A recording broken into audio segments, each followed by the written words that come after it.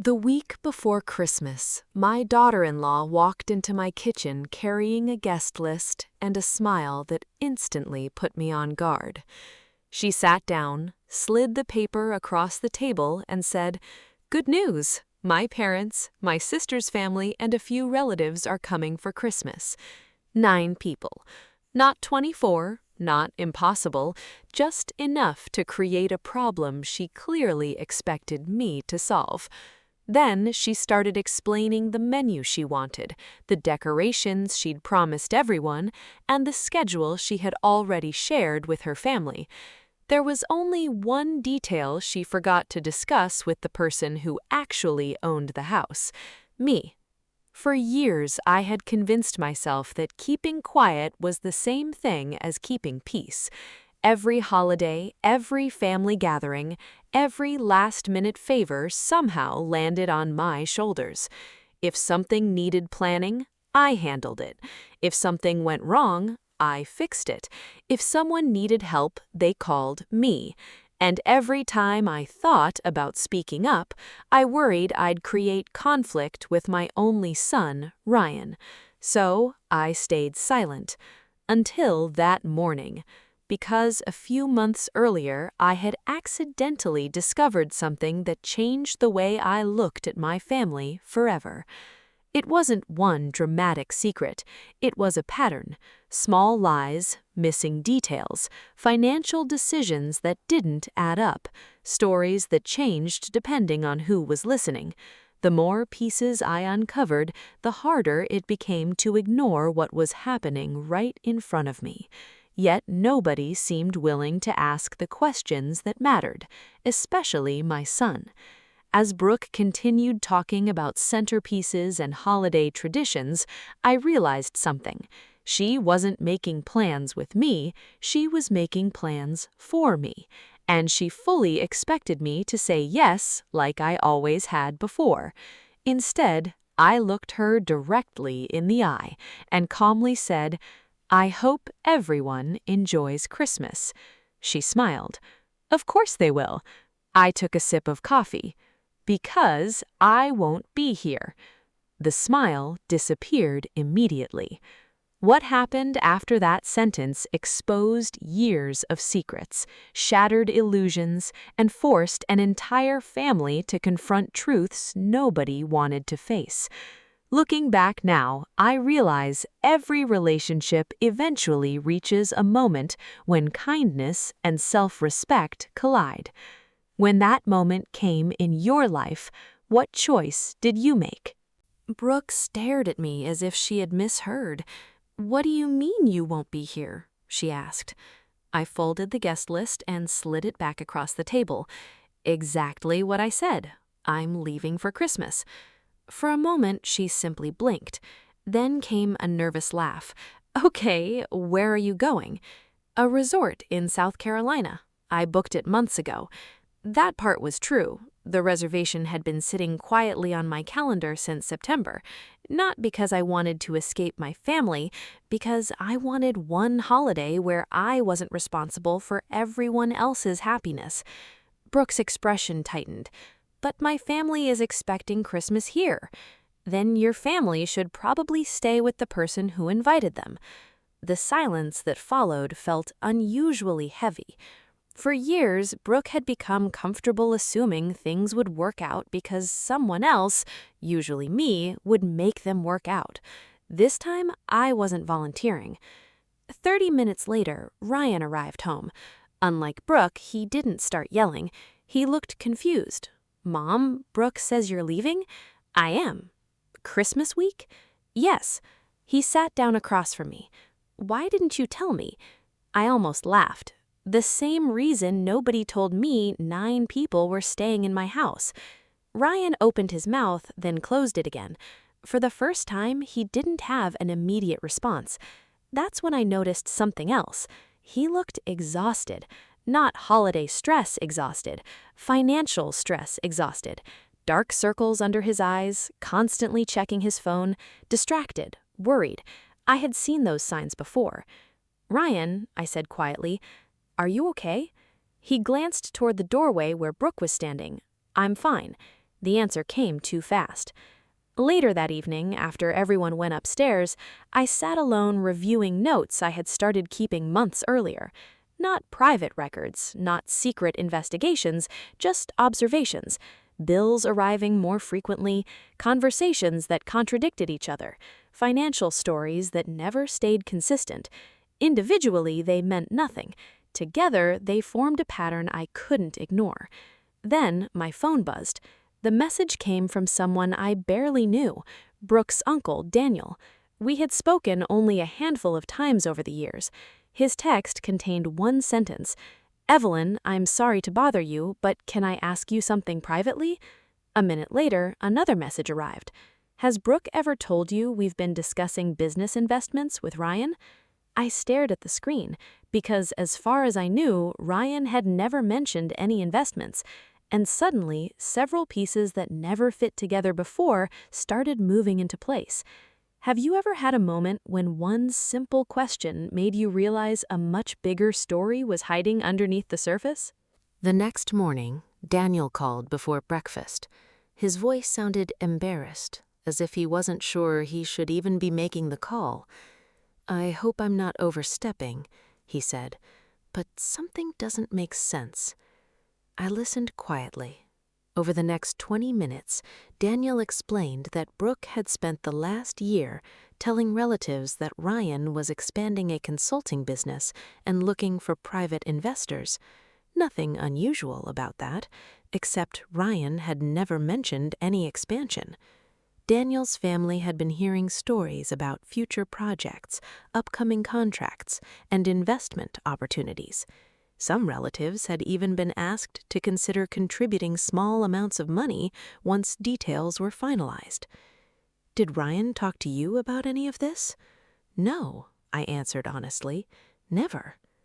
When the call ended, I sat staring at my coffee.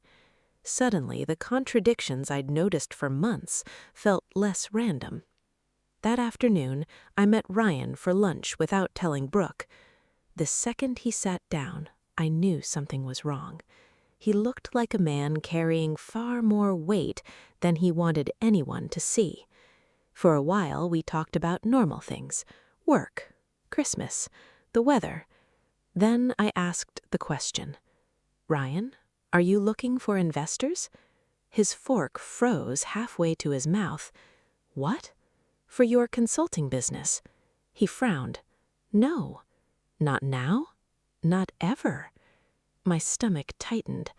"Then why does Brooke's family think you are?" Ryan slowly lowered his fork. For several seconds he simply stared at me. "What?" By the end of lunch, neither of us had much appetite left. For the first time, Ryan started connecting things he had previously ignored. Conversations Brooke always handled herself. Financial discussions she never included him in. Relatives asking strangely specific questions about future plans. The look on his face wasn't anger, it was confusion. The kind that comes when reality suddenly stops matching what you believed. That evening, Ryan confronted Brooke privately. I wasn't present for the conversation, but I knew it hadn't gone well. Around 10 o'clock, my phone buzzed. Ryan sent a message containing only 6 words. "Mom, we need to talk tomorrow." The next day, he arrived alone. No Brooke, no excuses, no distractions. He sat across from me and placed a folder on the table. Inside were emails, messages, and financial documents he had spent the entire night reviewing. Nothing illegal, nothing sensational, just enough inconsistencies to prove one thing. Brooke had been telling different versions of the truth to different people for a very long time. And now those stories were finally beginning to collide. What's the biggest lie you've ever seen unravel simply because people started comparing notes? I left for South Carolina on the morning of December 23rd, exactly as planned.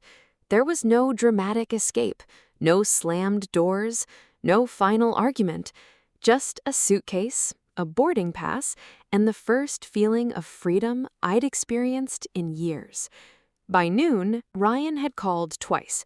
Not 20 times. Twice. Both calls went to voicemail because I was sitting on a hotel balcony overlooking the ocean, doing something I hadn't done in a very long time, putting myself first. Around 3 that afternoon, my phone rang again. This time, it was Ryan. I answered. His voice sounded different, calmer, older somehow.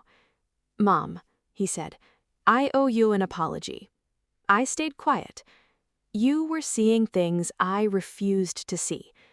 During the previous 48 hours, Ryan had done something Brooke never expected. Instead of arguing, he started verifying. He spoke directly with relatives, compared conversations, reviewed emails, checked financial records they both had access to, asked simple questions. And the more questions he asked, the less consistent the answers became. Nobody uncovered some shocking criminal conspiracy. The truth was far more believable and far more painful. Brooke had spent years trying to maintain an image she couldn't afford to maintain. The pressure to appear successful had slowly turned into a habit of telling people what they wanted to hear. When I returned home 2 days later, Ryan met me at the front door. He hugged me longer than he had in years. Inside, Brooke stood waiting.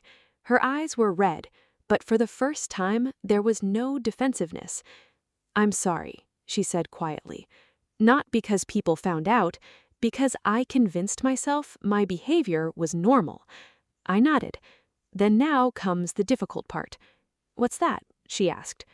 "Earning trust back." Months later, our family wasn't perfect. Some relationships still needed healing. Some conversations were still uncomfortable. But one thing had changed forever. Nobody expected my kindness without respecting my boundaries. And strangely enough, that single change made every relationship healthier. If this story reminded you of someone who always puts everyone else first, share it with them. Because sometimes the strongest families aren't the ones that avoid difficult conversations, they're the ones brave enough to finally have them. 3 weeks after Christmas, I received a phone call from Ryan asking if he could stop by after work. His voice sounded serious, but not worried.